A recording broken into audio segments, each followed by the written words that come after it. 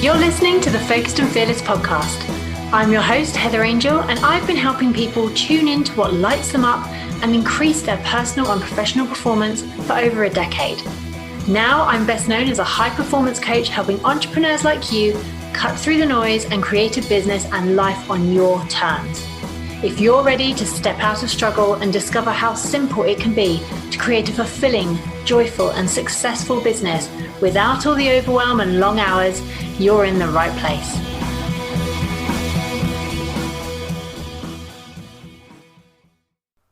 Hey, gorgeous. Right now, before I even go into the intro about what we're going to be talking about today, I need to let you know that this is not appropriate for younger listeners. So if you have got young children within earshot, press pause now, come back to this at another time, because the content is it's just not going to be appropriate for young children. In my opinion, and that's purely my opinion, if you have teenagers around, I think this is a great conversation for them to be listening to. I think it's really important, but that is my own personal opinion. So if you've got kids of any age, if they're around, you might want to listen to this at another time on your own, and then it's up to you whether you want to sort of share it with any teenage children that you may have. So that's the public service announcement done. Today's episode is an interview with Rebecca Lowrie, who is also known as the Sexual Alchemist. We are going to be talking about Tantra. We're going to be talking about how to release trapped energy. We're going to be talking about the fact that sexual energy is missing in the self-development world and how important it is, and the power of touch and connection, which after 12 months of being completely separated from many of our loved ones and not having that touch and that connection because of the pandemic, this conversation is more important than ever. The reason I invited Rebecca onto the show is because in my own experience, the personal development world is missing a huge piece of the puzzle, and that is sexual energy. Now, I'm going to let Rebecca explain to you exactly what I mean by that and how it all sort of works together. But this conversation needs to be had, and I really hope that you get a lot out of this episode. She gives some really tangible things that you can do, that you can start raising your awareness of whether this is something that, you know, is missing in your life. Because we're going to go into all of this in the episode, but we're not talking about sex. We're talking about sexual energy. And if you are trying to grow a business, if you are trying to grow who you are as a person, if you're trying to step things up to the next level, or if you're kind of just thinking that something is a bit missing and you've done all the personal development, you've done all the things, read all the books, hired all the coaches, and you're like, something is still a bit stuck, this could be it. I'm really excited for you to listen to this episode. I would love to hear your feedback, because this is a bit different and taking a bit of a risk doing this kind of episode, because it's not the normal kind of thing that we would talk about on here, but I think it's really important and it needs to be spoken about. So do let me know your feedback. Come and speak to me over on Instagram at Heather Angel Coaching. Let me know how you found it. Do connect with Rebecca. All her links are in the show notes, and I will obviously be sharing everything on Instagram and across other social media platforms as well. So without further ado, let's dive in. Rebecca, welcome to the Focused and Fearless podcast. Thank you so much for having me. Oh my gosh, I'm so happy you're here, and we had to hit record because we were talking about all these different things. I was like, we got to stop, hit record, and actually get all this ready for the listeners. So I just want to go straight into who you are, how you help people, and how you came to found Sexual Alchemy. Okay, it's a lot. I'm just gonna let you roll with it. I'm just gonna let you go. Okay, you keep me on track if I get off track. So Rebecca Lowrie, sometimes known as the Sexual Alchemist. And I mostly work with men, kind of middle-aged, often who have very little to no experience, or maybe have had previous experience, but that didn't quite work out, so they kind of shut it away. And lots of men with other specific sexual issues. And, you know, it's interesting. I've recently made a video talking about the work that I do. And what I was saying, and it's so true, is that when I first started doing the work, so I've been doing it about 15 years. When I first started doing it, it was very specifically about working on sexual issues, and had amazing results. And the work still is, like, I still address sexual issues, but it's a lot more than that. It's a lot more, most sexual issues don't originate in the world or realm of sexuality. They go back to, not feeling like we're enough, what I call the human wound. I'm not enough. I'm not good enough.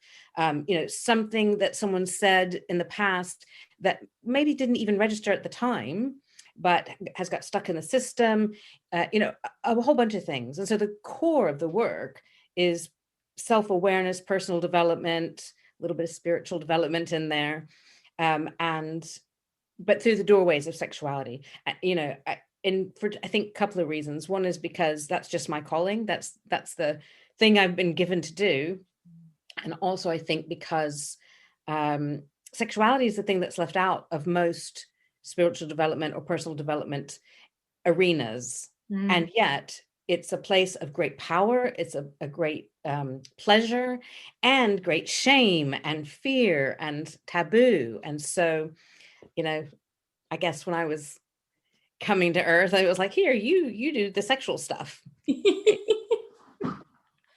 I love that. And you said that, because I completely agree. And I know we've had many a chat about, I get very frustrated that we read a lot about energy in the personal development world. And I'm like, no one mentions sexual energy. It's like just completely left out. And like you said, there's so much still in 2021, there's still so much shame and taboo about talking about sex. And I'm just like, why? Why is this happening? So you founded Sexual Alchemy, and it's interesting. I know you work with men, like you said, middle-aged men usually at the moment, but you worked with, when you first started, is it right that you were working with couples and women and all kind of gender identities? When I first started working, I can tell you how it came to be that I was even doing this work, if that's of interest.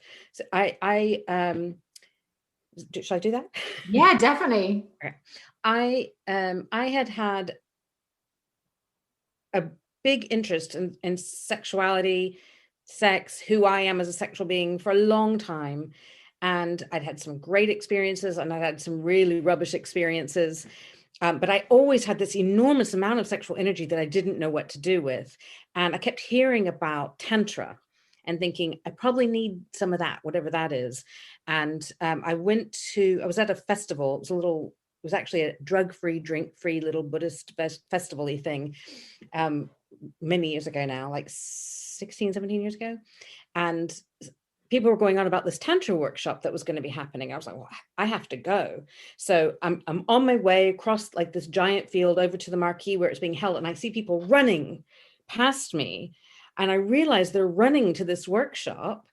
And I get there like just as they close the doors. Because like once the doors close, nobody's coming in. It's all private, blah, blah, blah. And it was 2 hours. At the end of the 2 hours, I looked around at everyone and they looked like they had seen God. They just looked like beautifully high, except this was a drug-free, drink-free place. And I remember looking over at the teacher, and it was like, in a film when like a spotlight comes on and there's like a thought or something that happened. And it was like, you will do this. And I was like, no. And and I took her leaflet, this was back in the day of leaflets, and it sat next to my computer for about 18 months because I was terrified. And eventually I went on a course. I went on a weekend workshop with her, knew I had to do longer. And she had at the time a 6-month course that was 1 weekend a month with the same group for 6 months, exploring different topics each time. So I signed up. That was a whole nother story. And at the second weekend, this is the second month, she said to me, can you take so-and-so out at lunchtime and do a session for him? I was like, what? And she said, you'll know what to do. I was like, what do you mean? And she said, just ask him. And if he says yes, you'll know what to do. And I was like, what? So I asked him, he said yes before I finished my sentence. I was bewildered. But what happened was I knew what to do. Like I asked him what was going on. Why had she told me to do this, and I kind of just knew what to do with his body and energy and kind of sorted it out. And I feel quite emotional talking about it. And so as the course progressed, she said, you know this, you just don't know what you know. So let's wake it up. And I was like, okay. I knew she was right, even though I didn't know what she was on about, at the same time. Yeah. So I went on and trained with her for a few years. And that training was mostly assisting her on all her workshops. And she started sending clients. She kept saying, yeah, so-and-so is going to come and see you. He'll email you, whatever. And at some point, about 2 years later, she said, you need a website now. This is your business. Wow. And I was like, is it? So, I couldn't say I exactly founded it. It found me in a way. And I think it's a calling, like people talk about, why do you do what you do? I can't not do it. I could get back in the days where we could go out in the world. I could get on a bus or stand in a queue somewhere and people would start talking to me about the sexual issues. Wow. So that's how it came to be. Oh, and actually the name came from even a couple of years after that. I was listening. Do you know Caroline Myss, Myss? She's amazing. She's an American woman who's, I think, a medical intuitive is what she calls herself. And I was listening to a webinar of hers where she was talking about alchemy. And I thought, that's what I do. I just do sexual alchemy. And then I thought, ooh, that's a good name. Yeah, it is a great name. An absolutely brilliant name. And could you very briefly just clarify and explain Tantra, because I know there's going to be people who have misconceptions about what that actually is. Yes, and that's I'm grateful you've asked that, because I want to be clear that that's not what I do. So there's a lot of different ways to answer the question, what is Tantra? So I'm going to tell you what comes out right now. I might say it differently another time. Tantra is really a spiritual path that comes out of India. There's lots of similar spiritual paths from other ancient civilizations. Kadoshka is another one. I can't remember where that comes from. I think it might be Native American, but anyway, there's a lot of similar paths. And the thing about Tantra is it is a spiritual path for how to live ecstatically in the world and healthily in the world. And a small fraction of it is to do with sexuality. Within the tantric writings known as sutras, there's 112. 6 of them are about sexuality. But I think what's happened is, the whole world is very dysfunctional around sexuality, pleasure, intimacy, all of that. And so, anywhere that offers something that is healing and different and looks at it different and holds it differently, and especially in a way attaches it to the spiritual, so then it's not naughty anymore. Yeah. People are eating that up. And so I think that really what most people in the West are learning is neo-tantra or something like that. Really, it's not for me to say what is tantra or not.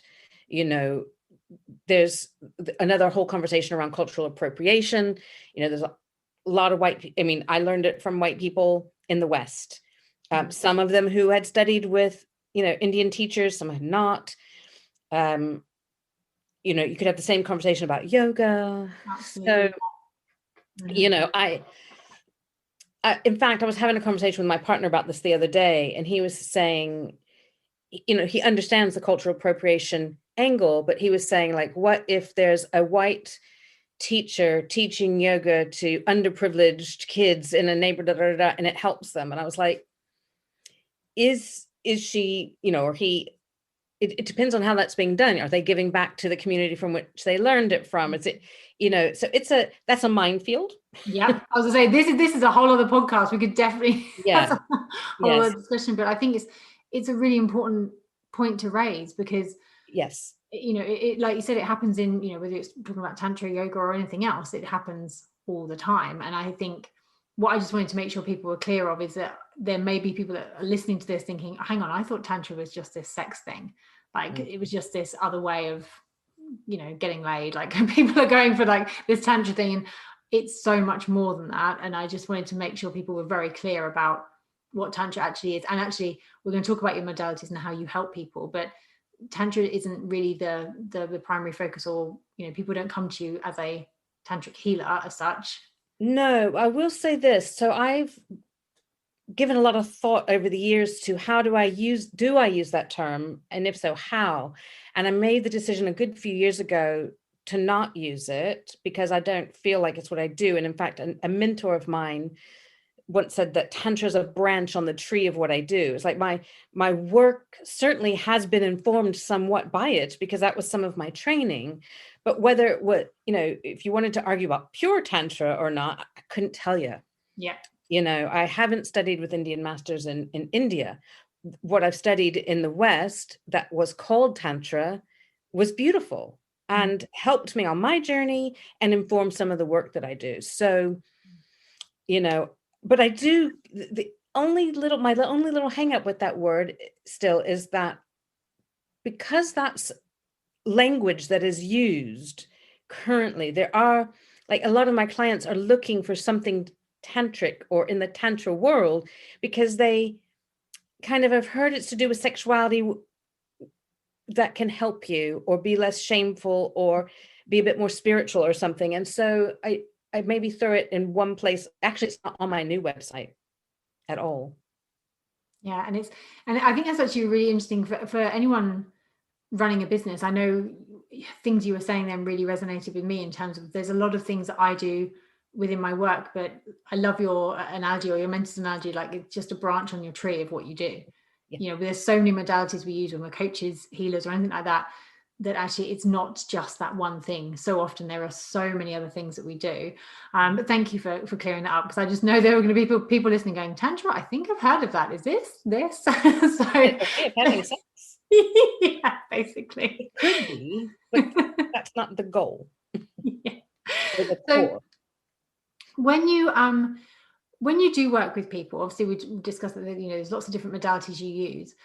How can you help people? And I know it's men specifically you work with now, but you talked about at the very beginning about how quite often the emotions and the conditioning, it gets trapped in the body from, it could be just like you said, that one comment that someone said to them or some experience that they may have not even noticed is then trapped in their body. So how do you help your clients move past that, shift that, release that trapped energy?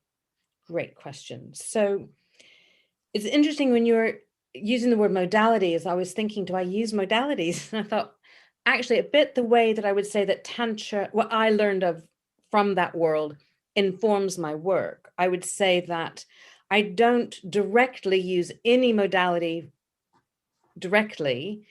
Whatever I do is, I guess, an amalgamation of everything I've ever learned or experienced, but then I tune in intuitively to what that person needs at that time. And so sometimes what needs to happen will look like something that I may have experienced in the past, but quite often I'm making it up on the spot. That said, so gosh, where do I even go with this? Without going into where I learned everything, because I guess that's another question. Generally, the way I work with clients, if we're in person, I use my hands like stethoscopes. I kind of listen to the body, and it tells me where we need to go and pay attention, what we need to do. But we can do that via Zoom as well. I just have to tune in differently. So I kind of tune in intuitively to the body and energy system. Or even as I do that, I start to tune into yours. So let me not do that. We don't agree to that. And what happens when I do that? So the body and energy system is intelligent, right? They each have their own intelligence. And I go there either with my hands or with the intuition or both, and listen. What is this body telling me? What is going on? What is in the way of this person bringing their full true self to the world? What is in the way of them expressing the fullness of their sexuality? And, I don't know if this is true or not, but there's a myth that someone asked Michelangelo, how did he carve the David out of a block of marble? And he said, I didn't carve the David. I merely removed that which wasn't the David, and David was revealed. Wow. And that's what I feel like I do. I just remove that which isn't you, which is all the shame and fear and conditioning and habits and patterns and beliefs and stuff that gets dumped on top. And so some of it's done energetically. Sometimes when you bring your awareness to it, that will disintegrate it, clear it, evaporate it. Sometimes it needs something more than just attention. It might need some movement, of some kind. It might need tapping. It might need some massaging out. It might need breath. So, breath is a whole technology that we can use to move energy in the body, but also use it to clear stuff in the body. We can use sexual energy to do that as well. So if you can direct sexual energy the way you would direct a laser or a water pressure hose. Yeah. A bit more gently than that, it depends on what's needed. And clear things in the body, bring healing to things in the body, kind of thing. I can keep going. Yeah, no, it fascinates me because what I'm hearing is, I think as coaches, for anyone who's ever worked with a coach, especially sort of the coaching I do, a lot of it is intuitive. You sort of sometimes just pick up on like, okay, they've come to talk to me about this issue, but you're like, no, I think we need to go about 10 layers deeper, and that's what we need to look at. So when you're talking about, these emotions and things trapped in the body, are you finding that they are quite commonly conditioning? Have these men gone through life and just been told, either by society or family, friends, peers, ex-lovers, that sort of thing? Pardon? Or the self. We tell Yeah. ourselves terrible things all the time. Yeah. And is this, I suppose what I'm curious to know is, do they come to you saying, it's a sexual issue that they have, or are actually they come to you saying, I just don't know, I don't feel like myself? Because the analogy you use about, the David coming out of the marble, I think that is what I love seeing in my clients. I love seeing it when they're just kind of, I've said it to a few people recently, I'm like, oh, you are just at that point of bursting through, you're just about to go poof, and that's just, it lights me up because you can just see it in their eye. I'm like, it's coming, you're going to break through any minute now. And how do they know that what is it that they come to you and say, I feel like there's something missing? What is it that they're saying to you? Yeah, they say that. So it depends. There's, on the one hand, there's people who are, or men who are experiencing specific sexual issues. The ones I see the most of, that I call my bread and butter, because I see so much of it, is wanting to get and maintain better erections, wanting to last longer in bed, wanting to boost their confidence, or not having much experience or no experience or something like that. Those are the kind of the top things I see. There's other things as well. Some men know that they've got shame or fear in the way, or they feel that there could be something else, that they're not bringing their full self. Other things that fall under that. And then there's a lot of men, and more these days, which I love, who are, they might have that or not, but the thing that they're coming with is, I'm not bringing my full self into my life. And it's holding me back in lots of areas.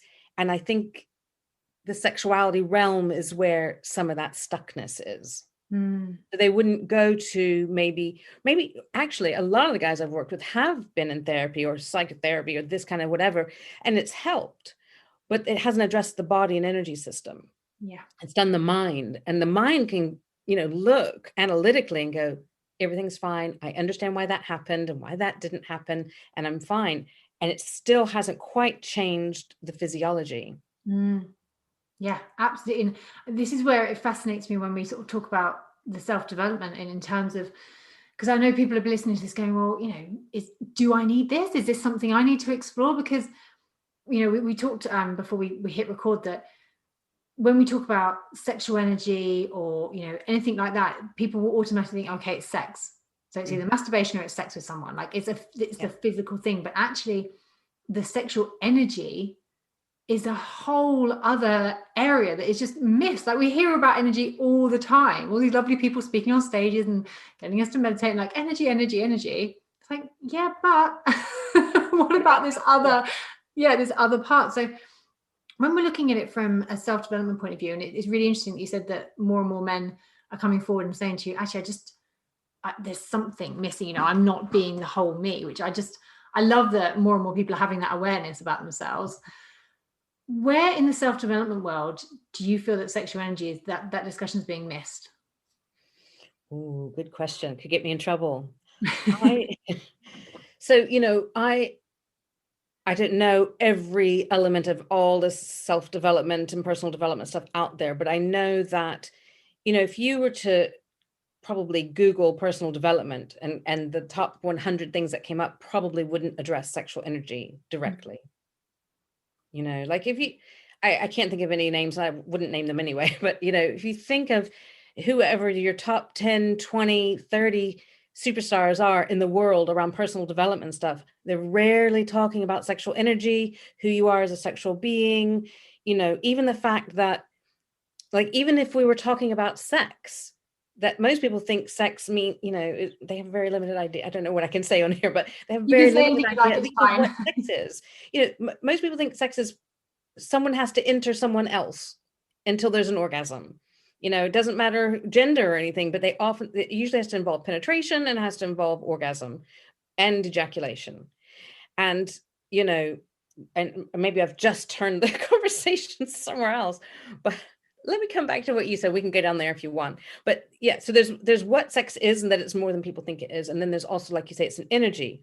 Like if you think of electricity, is just energy. It's not good or bad. It can light a lamp, it can run your dryer, and it could kill you. It could throw you across the room. And sexual energy is just energy of a certain nature, and it can heal you, transform you. It can, send you out into the oneness and have cosmic experiences, and it can cause lots of pain and shame and taboo and stuff because of the nature of the world we live in at the moment, Yeah, absolutely. There's a plate, I didn't know if I was going to say this today or not, but and it'll be in a book that I write one day. But I have this theory that tens of thousands of years ago, couldn't say when yet, one of the reasons I haven't written the book, that humans lived less ashamed of sexuality, more open with who they are as a sexual being. And that doesn't just mean having sex, but how they would grow plants and trees and food, and how they would engage with each other lovingly, and how they, how we are treat the planet and all these sorts of things. And, if you think about it, that stuff's not separate from us, even though we perceive it to be. So back then, I believe that if we poisoned the waters, we would feel it in our blood. If we cut down too many trees, we wouldn't be able to breathe. Our lungs would feel it. We were so in tune. We're not in tune anymore like that. And the havoc that's being wreaked on the planet. It's same internally, And I think that, and I can't quite verbalize this yet, so bear with me, but I think that at that time, tens of thousands of years ago, whoever it was that was in power wanted more power. And thought, well, how, everyone lives so freely. How do we take their power away? What's their greatest power? The greatest power is their access to sexual energy and who they are as a sexual being, because that's what keeps us in touch with the stars and the planets, and everything stays in harmony. So let's take that away. Well, how do we do that? We can't cut everyone's genitals off, although don't get me started on that. But we can just shame them. And in fact, let's not just shame their genitals and their desire and pleasure and sexuality. Let's shame them from the neck down, because then they won't be in touch with their heart. They'll live in fear, which is great for control. They won't be in touch with their sexual energy and their power there. They won't be connected to each other and the planet and everything else. And then we can have more power because they won't have theirs. Yeah. And so, so what do we have? We have shame over how we feel and our emotions, and crying in public, and we get called names if we show emotion. But, even science has proven recently there's a brain in our heart. Our heart thinks more than our head. The head's just for processing, and then same with the genital area. So that's my theory, and I'm trying to undo all that. Yeah. And I think it's so, so important. There's so many things I want to pick up on what you've just said, but what I see so often with clients, and I have absolutely seen it, in my own life as well, is that you are so conditioned to live a certain way and be a certain, we're just talking in the UK, but, everywhere in the world, you have a certain way that you are conditioned and brought up and how to be. And, I know you work with men, but as a woman, I was like, well, if you like sex, then you're a slut or a whore. If you dress to, and I'm going to put this in vertical, sluttishly, if you wear short skirts, then that's, that's almost like a bad thing. And we are so conditioned. And then, you've got all the conditioning of, well, get a job and get a house and get married and stay with the same person for the rest of your life. And this is what you must do, and blah, blah, blah, blah. And speaking as someone who's, been separated and divorced now for 2 years, I'm like, yeah, that's batshit crazy. Like all that kind of conditioning that you just think is normal, you just all of a sudden certainly I've seen it in clients and I've seen it in myself. You just wake up and go, oh. And what I think is beautiful about what you said is that it is so much awareness comes all of a sudden. It's like your whole body, your heart, your mind just goes, oh, there's something else that I'm connected to here. And I just think it's happening more and more and more. And I think we do have the, I sort of said the self-development world is missing a trick here, but because of the self-development world, it's taken a slow time, but there's more and more people. And because of the pandemic, we've all, I think, become far more aware of what's going on in the world, what's going on with us, what we really want in life. And we're starting to ask questions and awaken a little bit. Yes. To what is actually possible and what we want. And where I think the work you do is so important is removing that shame about what we desire for our life, whether it be sex, money, whatever it is. I mean, they're all connected. Yeah. I always say with sex and money, if we have too little of either, we feel ashamed. If we have too much of either, we feel ashamed. Mm-hmm. Might as well have too much, right? Well, exactly. We're going to be shamed either way. Yeah, exactly. I think, you hit a lot of nails on heads there. That I hope that if there's a spiritual reason behind the pandemic, and I have no idea if there is or not, if there's a bigger purpose, is that people are starting to wake up to how important connection is. I had my dental hygienist the other day saying to me that she'd realized how important touch was in her life. Yeah. She lived on her own and that she just wasn't getting even like handshakes anymore. And I was like, yes, it's crucial. Touch is crucial. And touch that comes from, at least it doesn't have to be loving touch, but touch that doesn't have shame in it. Yeah, absolutely. Yeah. The power of, one of the things I missed the most was I would always go for Reiki and a massage every single month without fail. And I was like, oh, and I really, really noticed that. And I was like, wow, I just haven't had a massage, just like those simple, to me, very, very simple thing that I would have every month. It just stopped. And I do think the pandemic has just really awoken a lot of people to how important, like you said, connection is. Yeah. And we've lost that. We're so in our own little bubbles, in our own little boxes, and feel very disconnected with nature. And, it's all going on out there. And it's like, no, it is part of us. We are made of the same thing as the trees, we're all made of the same stuff. Yeah. And we need it, like one of the best ways to boost your immune system, for example, is to walk barefoot in the grass, pet your animals and like hug trees, because we need different microbes, and I can't remember all the words, but things that come from nature, we need that in our gut in order to be immune to things. Yeah. But we get cut off. I hope, it's interesting. Some people have said that when the world opens back up, people might be more afraid to touch each other. They might be a bit more germ phobic. They might be, and I'm like, yeah, some people probably will, because this is, that's how it probably will be. But I think a lot of people will also be like, wow, touch is important. Connection is important. Intimacy is important. And not just sexual intimacy, but just sitting around with friends, having a laugh, I think people appreciate that a lot more. Yeah, absolutely. Yeah, I know. I hope the same. I really, really do. And I'm just thinking for the listeners sort of listening to this going, well, how do you, I'm trying to work out how to word this, but if people listening to this going, well, how do they know if they're feeling a little bit stuck? It's very easy to, like you said, you could Google it, work with a coach, and they'll be like, oh, let's work on your limiting beliefs. Let's do some mindset work, blah, blah, blah, blah. For all those people that have done all the things and are maybe thinking, there might be something in what this lady's saying about sexual alchemy. How can they either become aware of it or tune into whether there is actually some work that needs to be done for them to, release something that's been trapped? Or I'm going to let you know what I'm saying. You're nodding, but I'm not wording the question very well. You know what I'm saying. That's good. Yeah. That's good. I think there's a few things. I think some people will know, even in the back of their mind, there's a little fly that's been back there, but they've swatted it away a lot because it's too embarrassing, or, too much shame around it, or don't know what to do with it, who to ask, that sort of thing. I think a lot of people already know that that's an area that would be good to address. So it's to listen to that intuition, listen to that, pull on the shirt sleeve, as it were, and give it some attention. Even if you don't reach out for help, give it your attention.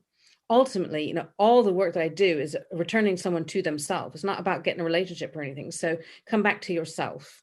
That's the first thing. Listen in and listen into your heart. If your heart's not giving you the information you want or something, honestly, put your hands on your genitals, not in any sexual way, just put them there and take your attention down there and say, hello, what's going on? Yeah. I mean, I feel quite emotional to say it, because most people tell me that they either don't touch themselves at all, or they touch themselves, but with shame, Wow. and that's it. One or the other. So Wow. some loving attention to your own body and patience, because, if you've buried something for a long time, it might take a while to come to the surface for fear that you're going to judge it or shame it or whatever. So patience, compassion, loads of compassion for the self, tune in. I mean, there's other ways, like movement's a great way to get information from your body. So with or without music, moving your body, moving your hips. I like what I call cat yoga, which is an actual yoga, but and I tend to do it on the floor, where, how cats just kind of move their body in some kind of direction that kind of thing. And to start to stretch into the pockets and corners of your body that are tight, and what's held underneath the tightness, or if you're aware of it, just give it a little bit of a massage to wake it up and see what's inside. So movement, either moving your body or movement in terms of a touch kind of movement. You can take your breath to a place if there's a part of your body that's making itself known to you as wanting some attention. Take your breath there, just slow, deep breaths. That kind of wakes it up, and it may reveal some information to you. I have a couple of videos on YouTube that might be helpful. And when my new website's ready, there'll be some guided meditations that'll be helpful. But the bottom line of it all is to bring your attention, listen to the truth, don't judge it, be compassionate, and then see, what help is needed. It could be you bringing your own attention to it brings the healing. Yeah. Otherwise, come and see me. I'll help you. And I think that is the key thing to everything, to all the work that I've ever done with clients, for the work you're doing. It's awareness. It's being truly tuned in and aware to what you need and who you are. And I think the you've mentioned it a few times, the shame it breaks my heart, actually, because I've absolutely been there. I've not always been this tuned in and aware of what I need and what I want, and not giving a toss about what people think about it either. But when you look back, you just think, if you only truly listen, because we've always known, I think you mentioned this as well, where you always kind of have in the back of your mind, or somewhere in your body, whether it's your stomach and your heart, somewhere you're like, something's not quite right. I know this is not necessarily to do with sex. It might be, career, family, relationships. Something's just, you're not being 100% you. Everything's not quite working out. And what I think is really important for the listeners to understand is that, yes, we're talking about sexual alchemy, but actually for business owners, and I know most of my listeners are business owners, the link I have seen between abundance of all forms and sex and awakening of who you are, and energetically just breaking free and just being like 100% who you are in all areas of your life, that is where true transformation lies. Yeah. And I know, I've shared with many of my listeners, I've done all the work. I've spent tens and tens of thousands of pounds on coaches and courses and programs and this, that, and the other. I've done all the things. And there was always one piece missing. And it was only when I separated from my husband that all of a sudden, just the energy shifted, just making that decision to be like, actually, no, 18 years, it was lovely. Thank you very much. We're done.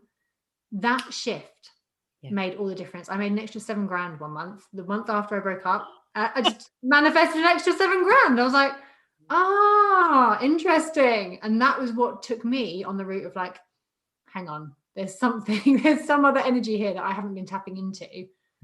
And I just think for business owners listening to this is why I wanted Rebecca on the show, because we got to be talking about this, and there can't be so much shame and stigma and it's just nonsense, quite frankly, Holding around. back. Yeah, You it know, is all about I holding. often say, like, how, and this applies to anyone, I say it about men, but how a man feels about himself in the bedroom is how he carries himself in the rest of his life. It's true to some degree about all of us, so there's that. And there's also, my original teacher said intimacy is into me see, right? That's what it is. It doesn't have to be about sex, but if you're building business relationships, whether that's with a client or a supplier or, your colleagues or whatever, I know there's a degree of professionalism that always has to be in place, but if you're holding back who you are and pretending, putting on the professional facade, that relationship is only going to go so far. I mean, even if you're just letting someone say, oh, I had a rough day today, or the kids were playing up or whatever, you feel a bit closer to that person because we're all having this human experience, and even if a person is your boss or someone that you feel you have to hold a bit of a line with, they're still human. And we still need connection. In fact, you must know Gary Vaynerchuk.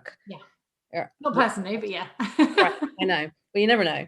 But a few years ago, I think I said to you, I was trying to take the skills and tools and resources that I teach into the business world. It is being done. I didn't manage it well, but there's time.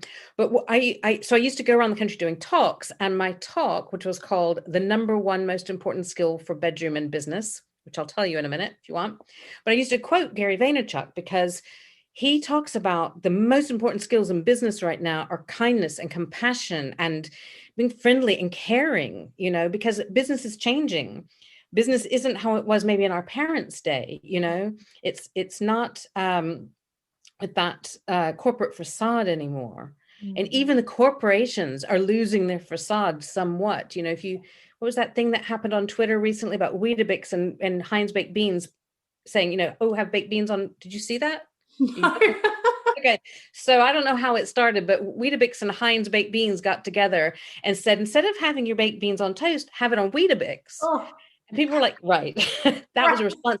But all these companies got in on the joke and saying, something like, what was it? Some police constabulary got in saying, we see a crime being committed here. And then, all these other companies got in on it and were being playful and fun. It was like, yes, that is lovely. They're corporate, but they're being jokey and fun, and they're all in on the joke, and they're, showing, I can't say they're showing their true selves. I don't know, but it was more personable. I can't find the right word. So, the skills that we need in the bedroom to be an amazing lover and to know ourselves as a sexual being, to make the most of that, exact same skills we need in life and in business. We have to be able to communicate well. We have to know what we need and how do we be clear about that. We need to hear somebody else's needs and hear them clearly. We need boundaries, even if boundaries in terms of, if you have a boss saying, can you do, extra hours at the weekend? Well, maybe you can't. How do you say no? That sort of thing. So boundaries, and self-awareness. Who am I? What is my work? What am I good at? Where, so many of them. Yeah. I could go down that road a bit more, but I won't. So it's the same skills are important. Who are we being? That's it. Who are we being? Who am I being in the bedroom? Who am I being in my business? Who am I being in my friendships? Who am I being? That's like the bottom line. I'm sure that's what you see in your coaching as well. It's like, if you're an entrepreneur and you want to do well in your business, who are you bringing to that business? And where are your blind spots? Where's your shame? Do you know Denise Duffield-Thomas? She does money mindset stuff. She tells a story about just before she hit $1 million in her business for the first time. It was about October time. And she said to her team, you know what? Let's knock off for Christmas. And they're like, what are you talking about? It's not for 6 weeks. She was like, yeah, but we've worked hard this year. We've made like $900,000. And they were like, we could probably get to $1 million by Christmas. She's like, no, we don't need to.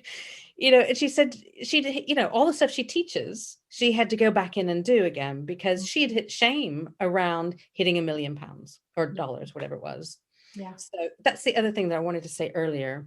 and I know I'm going round and round, but all the stuff we've talked about in terms of how do you bring your full self? How do you know when there's something to work on? All of that, all of the tools and skills and resources I'm sure that you offer and that I offer are practices. So it's not like you do these things once and then you're fixed. Yeah. Not fixed, and there's not doing it once. I liken it to like if you want to build biceps, you don't just do some, bicep curls once and have biceps. You have to do it repeatedly. And then eventually bicep curls on their own aren't going to do it. You have to find some other bicep exercises, and then you have to increase the weight. And you also have to have the right amount of rest in between getting, and the right nutrition. So in order to grow a muscle, there's a lot of things you do and don't do, and you do it over time. And it's the same with exploring your sexuality, getting rid of shame. Who am I as a sexual being? How do I grow my business? It's all practices. Yeah, absolutely. And oh my gosh, so many things whiz through my brain then that I want to sort of pick up on, just to make sure that people have some really tangible things to take away. I suppose the one thing I would like to sort of say, because I'm just thinking, if I was listening to this maybe 2-3 years ago in my life, do you feel that this is, and I know you work with single guys, but you have worked with couples and things before, there are a lot of people who are maybe feeling, well, I can't do this work, or I can't do the work on the sexual side because I'm in a marriage or I'm in a relationship. How do I, raise this with someone else? Or, maybe you're stuck in their beliefs that, well, actually, we've been married, blah, blah, blah. This is life now. And, I do want people, if you're thinking that and you're also struggling a little bit in your business, my lovely, those two are connected. So for those that are maybe thinking, well, if I go down this route, what happens? Like, I suppose I want to put their mind to rest, or maybe I'm not going to put their mind to rest. Maybe I'm just about to completely explode their mind, because I wonder if people are maybe listening to this thinking, well, do I just have to burn the lot down? Like, is that it? If I go and explore this, does that mean my marriage is over? Does that mean the relationship's over? What would you say to people that are maybe thinking, well, if I dig a bit deeper in this area, I might lose everything? That is a really good question. And I've got a few things to say about that. So I do work with men in relationships. Most of the men I work with aren't, but many are. And certainly in the past, before I kind of made more of a decision, many were. And the first thing is the journey itself is about you. So regardless of whether you are able to take what you learn directly into the bedroom you currently have, the work is about you. It's about,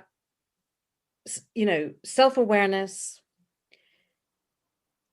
clearing, if you're in a relationship where you cannot, say you come and do the work, but you can't take it home, for one, the work is going to go home because your vibration is going to change, your energy is going to change, your outlook is going to change. And I can tell you 2 ways I've seen things happen. One way is that the person who's seeing me starts to grow. They take it home either covertly or overtly, and it is not welcome. Sometimes that's all right. Sometimes the person continues to grow and they put this newfound energy into their business and their friendships, and that's enough. That works. And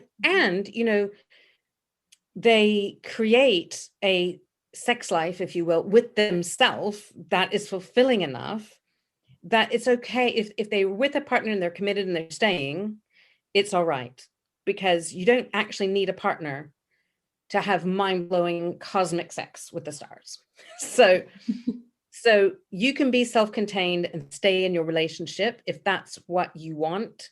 And that's how unfold. I mean, I can't make that happen, but that's a possibility for sure. And I've seen that. Equally, I've seen people take this stuff home and the partners become interested and they go on to explore things together. And sometimes relationships fall away. People have grown and whatever. Interestingly, I was looking up some older testimonials because I'm trying to find right-sized ones for this new website. And there was one where a chap said, thank you so much for the session yesterday. It was amazing, blah, blah, blah. He said, I remember him actually, and even though it was a few years ago, they were separated, but he desperately wanted to get back with his wife. He was just madly in love and he knew that they were supposed to be together, but things had fallen apart. And he told me there was no way they were ever getting back together. It wasn't going to happen, but that's what he wanted. I was like, yeah, there's always a way. Not always, but like, don't give up yet. Yeah. I can't remember what happened, but in the testimonial he sent, he said, I called my wife right after the session and we got together and we had a really great chat and we had great sex for the first time in whatever amount of years. And we're getting back together. And I was like, oh, that's amazing. And another chap I worked with who I think he'd been with his wife like 25 years, didn't want to leave her, but nothing was happening. And he had strayed a couple of times and was devastated that he'd done it. Like, just devastated.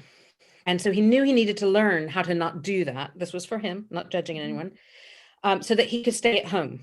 And oh my God, I tell you what, we had some powerful sessions. He was a really successful businessman, and to the point where he'd kind of retired out of his business and was now mentoring others who were coming up. And my word, like he all I can say is like he came out of his shell for the first time in all these years. And we were talking about, he wanted to know how could he take it home in a way that would feel safe to his wife and not threatening.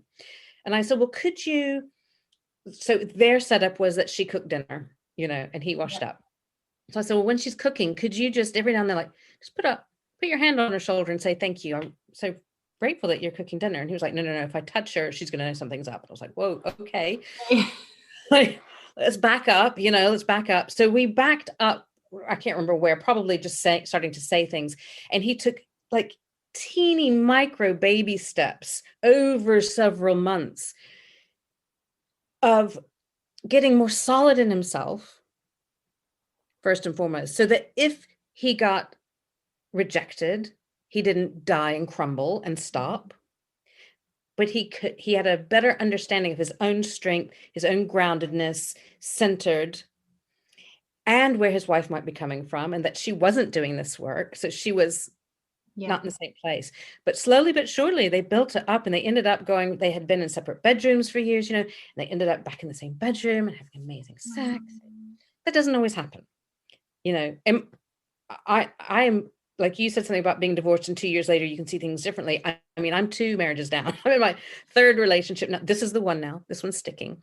But, the same. I was growing in those relationships and trying to get my husbands to grow with me or do their own growth or whatever. And they just didn't want to. And I didn't.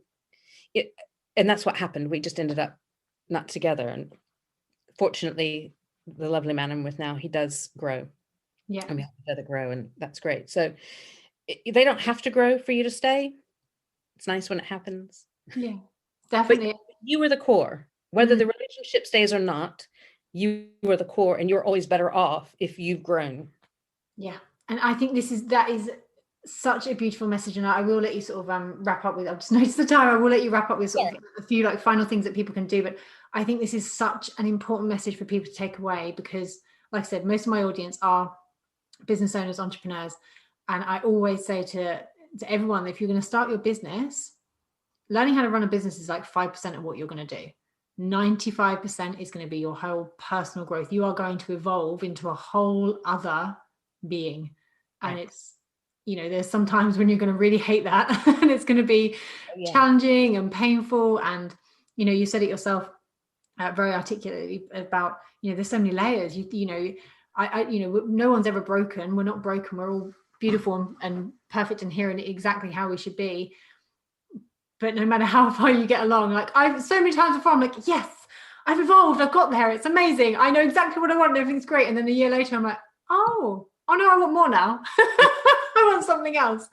And that's what happens. And I think what's really important is if you want the success and you know what you desire and you want to go after it, that does take an evolution of self. Yeah. And there's a saying, sometimes that's challenging. Sorry. No, carry on.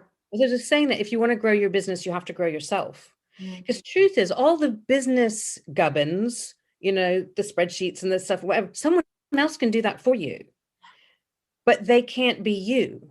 And so whether your business is, selling products that aren't you, nothing to do with you, or service where you need to be there, whatever, it's still the business growth is going to be a reflection of you. If you've got all these limiting beliefs about how the world works and who you are and what you deserve and what you're worth, that's going to reflect in your business. Yeah, 100%. And I think, Eventually. yeah, it really, really will. And the challenge is sometimes the people that we're around don't get that, because quite often, you know, a lot of the people I work with is they'll be the business owner, the entrepreneur, a very visionary person and with all these ideas, and they're in a relationship or married with, or, you know, even if they're not in a relationship, all their friends are in 9-to-5s and they're just like, I just don't get you. Like, why are you doing this?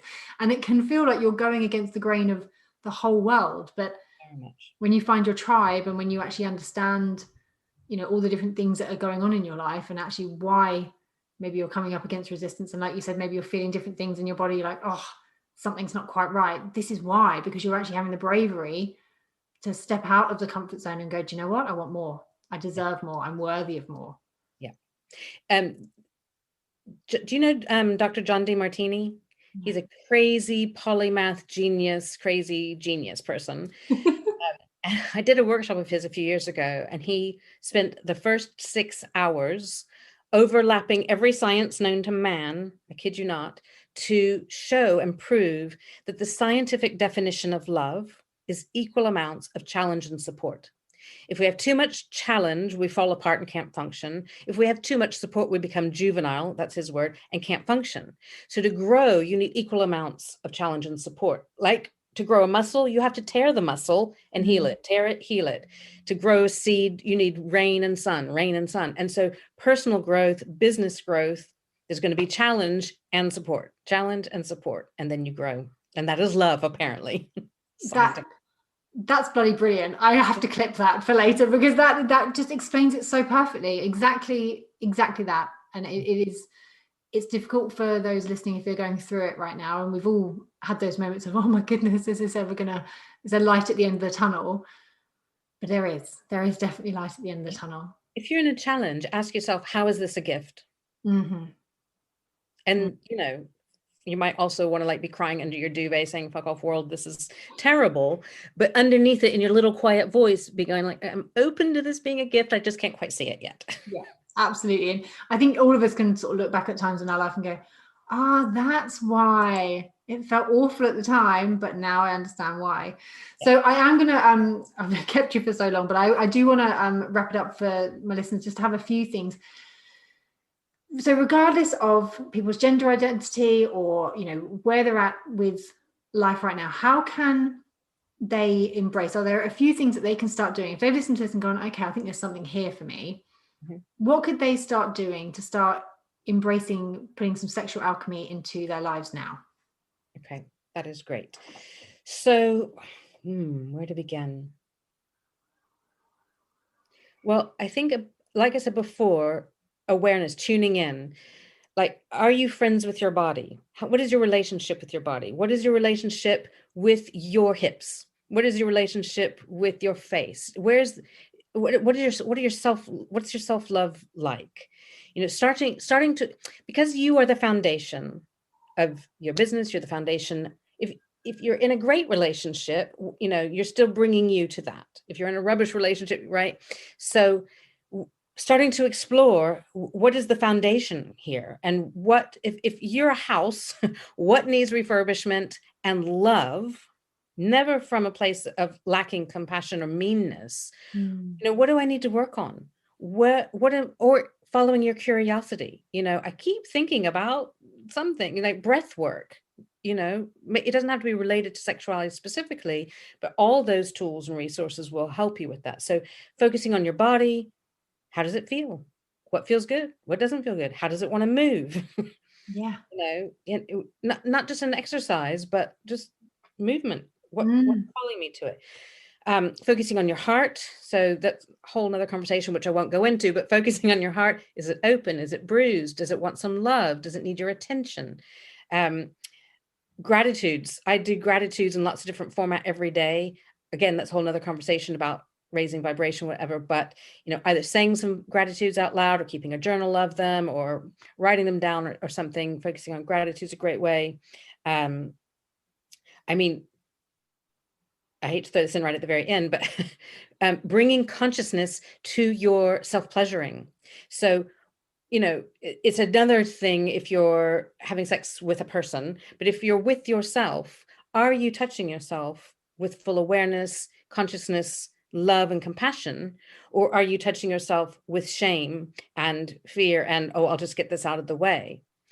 Even if you can change what energy you're bringing into your self-pleasuring practice will change the energy you get out of it. Amazing. Awesome. Well, I think the third one is definitely, just everyone do that anyway. Just go and have a nice afternoon. That would change the world. If people masturbated with love and appreciation for their body, and this is my birthright, isn't it amazing? Instead of, I'm so ashamed of this and I'll be quick and quiet because, blah, blah, blah, the world would change overnight. Yeah. Amen to that. And wouldn't that just be a nice way of changing the world? Yes. Oh my gosh, Rebecca, thank you so much. It has been such a joy having you on here. Is there anything else that you want to share before we sort of bring this episode to an end? I just want to, this is going to sound corny, but I really mean it from my heart, is to anyone listening, you are not broken. There's nothing wrong with you. You are not wrong. You are, if you are here, you have purpose. You don't have to know what that purpose is. It might just be to exist. You don't have to create a multi-million pound business. You don't have to have the most amazing relationship ever. It might be that kind thing that you said to someone you passed in the street that has changed the course of the world. So really, don't be thinking you have to be something that you're not. Figure out, as Dolly Parton says, figure out who you really are and do it on purpose. Yes. Thank you so much. Where can people find out more about you? Where can they connect with you on social media? So, well, I was about to say I'm everywhere, but there's so many new social media apps. Maybe that's not true. I'm often on Facebook, Twitter, Instagram, and LinkedIn. I've dabbled in Clubhouse, but haven't got the hang of it yet. And I think by the time this goes live, I'll have a brand spanking new website that'll be all bright and shiny, which is RebeccaLowrie.com or sexualalchemy.com. They both go to the same place. But those are probably the main places to catch me. Amazing. And I will put, there's other random places. Yeah. And I will link up all the places that you can find Rebecca in the show notes. And as you all know, I'm on Instagram all the time. So I will be talking about this when it was released, and it will be, it's going to be, I know it's going to be an amazing episode. I know we're going to get so much feedback and questions. So do make sure, reach out to Rebecca. So, do let her know what you found useful in this episode, because there's so much gold in here. And I know I'm going to have Rebecca back on the podcast probably in a year's time to speak about all the new things that she's doing as well. But do reach out to Rebecca, let her know how this has helped you, and, work with her if you need to. Rebecca's amazing at what she does. She does work with guys. So if you're a guy in your midlife thinking, this woman's got a point here, then don't be afraid to reach out for help. Yeah. So Rebecca, thank you so much. Thank you so much for having me. I could talk forever. I will definitely have you back on. Have a lovely day, my darling. Thank you, you too. Bye.